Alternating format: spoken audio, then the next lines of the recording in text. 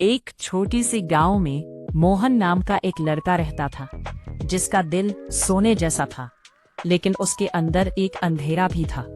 वो अक्सर झूठ बोल देता था और दूसरों की मदद करने से कतराता था। गांव के बच्चे उसे अच्छे दिल वाला मानते थे, लेकिन कभी कभी उसकी चालाकी ने उन्हें निराश किया।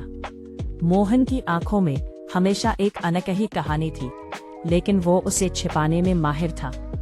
एक रात जब चांद नीले आसमान में चमक रहा था और तारे गोल गोल घूम रहे थे, मोहन ने एक अजीब सपना देखा।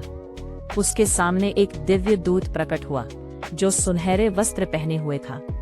दूत की आंखों में एक अद्भुत चमक थी और उसकी मुस्कान में गहराई थी। मोहन, आज मैं तुम्हें यमलोक की सैर कराने आया हूँ, ताकि तुम कर्मों का महत्व समझ सको, दूत ने कहा। कुछ ही पल में दोनों बादलों के ऊपर उड़ते हुए एक विशाल और अद्भुत महल के सामने पहुंचे। वहां सोने के विशाल द्वार थे और चारों ओर चमकती रोशनी बिखरी हुई थी। द्वार पर एक भव्य यमराज खड़े थे, जो एक विशाल भैंसे पर सवार थे। उनके चेहरे पर कठोरता नहीं, बल्कि न्याय और करुणा का अक्स था। यमराज ने मोहन को मुस्कुराकर देखा। स्वागत है मोहन, यहाँ हर व्यक्ति को उसके कर्मों के अनुसार फल मिलता है। तभी चित्रगुप्त एक बड़ी चमकती हुई पुस्तक लेकर आए। इस पुस्तक में हर इंसान के अच्छे और बुरे कर्म लिखे जाते हैं, उन्होंने कहा। मोहन ने देखा कि कुछ लोग एक सुंदर बगीचे में खुशियां मना रहे थे। वहां रंग बिरंगे फूलों, हरे भरे पेड़ों, झरने और पक्षियों की मधुर आवाजों का संगीत था। मोहन ने उत्सुकता से पूछा, ये लोग इतने खुश क्यों हैं? चित्रगुप्त ने उत्तर दिया, इन्होंने अपने जीवन में हमेशा सच बोला, जरूरतमंदों की मदद की और किसी का दिल नहीं दुखाया। पर जब मोहन आगे बढ़ा तो उसने कुछ उदास लोगों को देखा। उनके चेहरे पर चिंता और दुख था। उसने फिर पूछा, ये लोग दुखी क्यों हैं?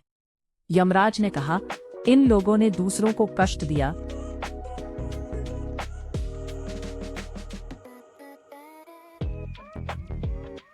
मोहन की आंखें खुल गई, जैसे उसके दिल के अंधेरे को उजाला मिल गया हो। उसे अपनी छोटी छोटी गलतियां याद आने लगी। उसने हाथ जोड़कर कहा, मुझे एक मौका दीजिए, मैं धरती पर जाकर अच्छे काम करूंगा। यमराज मुस्कुराए और बोले, हर इंसान को अपने जीवन में अपने कर्म सुधारने का अवसर मिलता है।